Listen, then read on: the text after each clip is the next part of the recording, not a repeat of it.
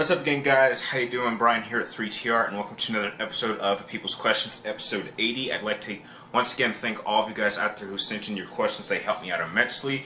This episode I got about 15 different questions, and they are all vastly unique. So again, I'd like to thank all of you guys. And like always, I have left a question guide in the description down below, so if you would just jump to your question, then just click down there and you can just zip to the question of your choice. And for starters, we have Mr. Royal 1871. Your first question was, am I a fan of Red Dead Redemption? No, I wasn't really a big fan of that game. I played it for like an hour and a half, and I know it's your favorite game, but I really didn't think it was kind of boring. It seemed to be just a much slower paced Grand Theft Auto, and I'm really not a big fan of sandbox games unless you can give me a really interesting way of traveling around, like some way like how it's in an Infamous or in Prototype, or even Grand Theft Auto had a bunch of unique ways to get around, and I just didn't like how this sandbox game was much more grounded. Your next question is, what do I think Rockstar should put in their next game? I think the best technical innovation that they could add to their game is real passages of time. It seems that with most of their sandbox games, every time you do a mission, however many hours go by randomly. Like maybe you'll be doing a mission and it's in the daytime, and then by the time you're done it's like deep and it's like midnight. So if they actually had the ability to show real passage of time so that you could actually see certain levels be done at different times, I think that would be a very unique innovation that they could add to their future sandbox games. Next two questions come from Mark Main, and you first would like to know, do I think Resident Evil 5 beta should have been the final product instead of what we got? I did happen to play the beta demo for Resident Evil 5 when it did come out, and I'm actually overall I'm satisfied with what they gave us with the final product of Resident Evil 5. Again, as a whole, I don't think it was all that great because it was certainly much more action-paced, and it really could have used the whole walking and gun element that they did add in Resident Evil 6. But, I'm personally satisfied with what we got. It could have been much, much worse, and there were a couple of issues in the beta that they did acknowledge and fix in the final product, so those are just my initial feelings on it. Next question is, which would I prefer, a house or an apartment? I'm currently in a house. When I finally move out, I hope to have my own apartment or studio. I think the way I would structure my living situation would be like, if I'm by myself, I'd have like a studio or an apartment. If I'm living with someone or dating someone, probably have an apartment. When I start having my own kids, then definitely upgrade to a house, and I'll try not to pass the 3-kid rule. That's just my policy. Next two questions come from Draven G, and you first want to know, are there any movies out there that are considered classics that you feel are overrated? Yes, I do. I know I may get some real serious hate with this, but I don't think that the original Star Wars trilogy is really all that great. I think I can understand why it was popular for the time and really the whole cultural phenomenon that it would eventually grow into. But if you really think about it, compared to movies of today, those movies really aren't that great. I mean, storytelling, it's basically simple, it's predictable, the fight choreography gets crap, some of the dialogue is wooden, some of the acting isn't all that great. It's great for its time, and it has an absolutely phenomenal legacy, but I don't think it's, the greatest movie of all time as some people have claimed it is. That's just my opinion. And the next question is, how did I get into video making? Draven, I'm actually going to do a personal video talking about that topic. That is something I've wanted to do probably since a year after I started doing 3TR, so I am going to make a personal video responding to that question, going into depth of exactly the backstory behind how 3TR was really created and the ideas and who inspired it and who, encouraged it and all that great stuff. Next question comes from Rayman Shafer, who I'd like to once again thank you for sending me in your question, and your question was, do I think that it would be in Square's best interest to simply remake Final Fantasy VII? I'm on board with you with this one. Out of any Final Fantasy game, I would absolutely say that Final Fantasy VII needed to be remade. Final Fantasy VII, to me, is the most important video game I've ever played, because that was really the game that made me the gamer I am today, which is a story-based gamer.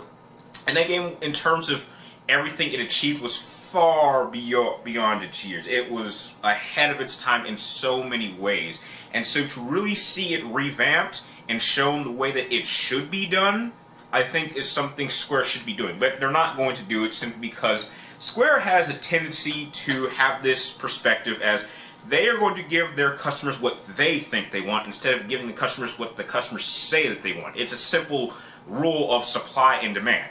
I am the customer, demand you give me a Final Fantasy VII Remake, and it is your job to supply. But, you know, Square has their own agenda, so maybe if things really get bad, I personally think that a remake of 7 would be their, like, ace in the hole. Like, if they're, like, in bankruptcy or in serious trouble in terms of reputation, that's the game they will fall on because they know that is going to be their biggest hit in probably the entire decade. Next 2 questions come from I Run With Scissors, and again, I Run With Scissors, that's very dangerous. And you wanted to know, if I could make one Marvel team-up movie, what would it be?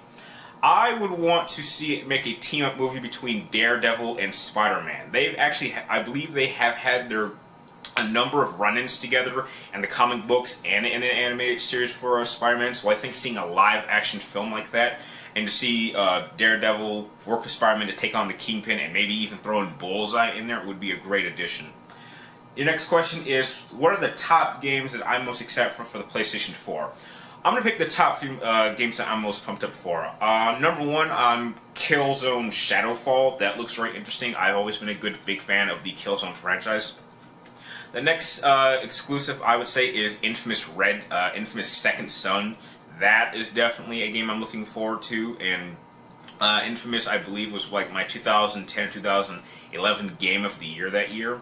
And if I had to pick a third game, it would. This isn't really an exclusive, but this is just me saying it as a big fan. But I'm looking forward to Metal Gear Solid 5: The Phantom Pain. You guys know how much I love Metal Gear, so obviously that has to be on this list. The next 2 questions come from Draquilico Man, and your first question is X-Men versus Justice League. Who would win? I unquestionably, as much as a DC fan as I am, as much as I would side with them in almost any battle, this is the one fight I can't side with DC with. I go with X-Men. X-Men would completely own the Justice League in more ways than one. They're just a far more interesting team. They have much more dynamic characters. I mean, even with Batman being probably the most interesting character in comic books to me in general, he just doesn't really have enough universal depth. He has a lot of depth, but he's not very compatible with other superheroes, and they're not quite as unified as the X-Men. As you know, the Justice League are constantly coming and going. There's just so much interesting storylines, and they go over so many important real-life issues in terms of, you know, segregation and, you know, racism and all these things. And this is really something you don't really get to see much in the DC universe. So, X-Men. And the next question is Solid Snake versus Naked Snake. I'm actually not going to answer that question because I have been, for I would say the past couple weeks, or months I should say, in development of my own personal Versus series, and I do have a matchup like that in my own set of Versus series, but I'm going to wait a little bit long until I premiere that. So wait a little bit longer. I might even upload a trailer showing exactly what the series is going to project, but you are going to get a solid answer for that question later on in the future. Next 2 questions come from Mike Stylez, and you want to know, what movie in the 80s do I wish I could have seen in theaters when it was released? I'd want to see, if I remember correctly, 1981's Return of the Jedi, simply because I believe in terms of Star Wars, it's always best to go see it in theaters. I think that's the way it should be seen, and I would even say, like, the only Star Wars movies I ever saw in theaters were the prequels, and as much as I love Episode 3 at my house, it was so much more enjoyable to see it in theaters with an actual crowd of people. But Return of the Jedi for 1981. And next question is, do I think the world would really be ready for such a person like Superman in real life?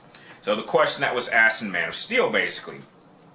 I personally don't think that the human race is really prepared for any significant event like this, but it's really how we react to it. It's another example of this was, were we ready for 9/11? I don't think any of us were ready for 9/11, and yet we handled it. It caught us all by shock, and we were able to gather ourselves together and move forward and rebuild on top of that, and now we're a much more prepared nation. And I think we could do the same thing with Superman. I don't think we would necessarily be prepared for it, but over time it would just be something we would get used to the point where we wouldn't even be thinking about it. It would be something we're just all used to. So no, I don't think we'll be ready, but it's certainly something I do believe with time we could adjust to. And the last two questions come from Gallon429, and you first want to know, what do I think about the Avengers Earth Mightiest Heroes TV series and its cancellation? Well, I'm not really a big fan of Marvel's animated studios, so I've never actually seen it, so the fact that it was canceled is irrelevant to me. I mean, I'm a fair believer that Marvel's animated studio really is highly insignificant, and the thing is, they really don't need to worry about their animated department. They're going to spend most of their focus on their live-action films, and that's where their focus should be. And in terms of DC, DC has always owned Marvel in terms of animated, quality, and that will never change, in my opinion. And your last question is, have I seen Avatar: The Last Airbenders TV series, and if I have, can I do a review on it? I've seen bits and pieces of each of the individual book storylines, but I haven't seen it in a whole. But it definitely is an interesting TV series, and would I like to do a review on it? Well, since you requested it, then I would be more than happy to do a review on it.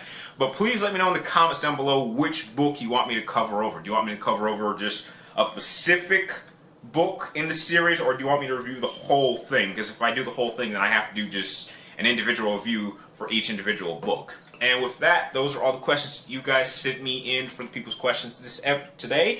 And like always, if you like this video, please like and comment down below with questions that you would like me to answer in the next episode, because they help me out immensely. And you can also friend me in Facebook or follow me on Twitter to keep track of really all my activities involving what I'm doing in my real life and what I'm doing for the channel in upcoming videos. And thank you guys for watching, and I will see you next time.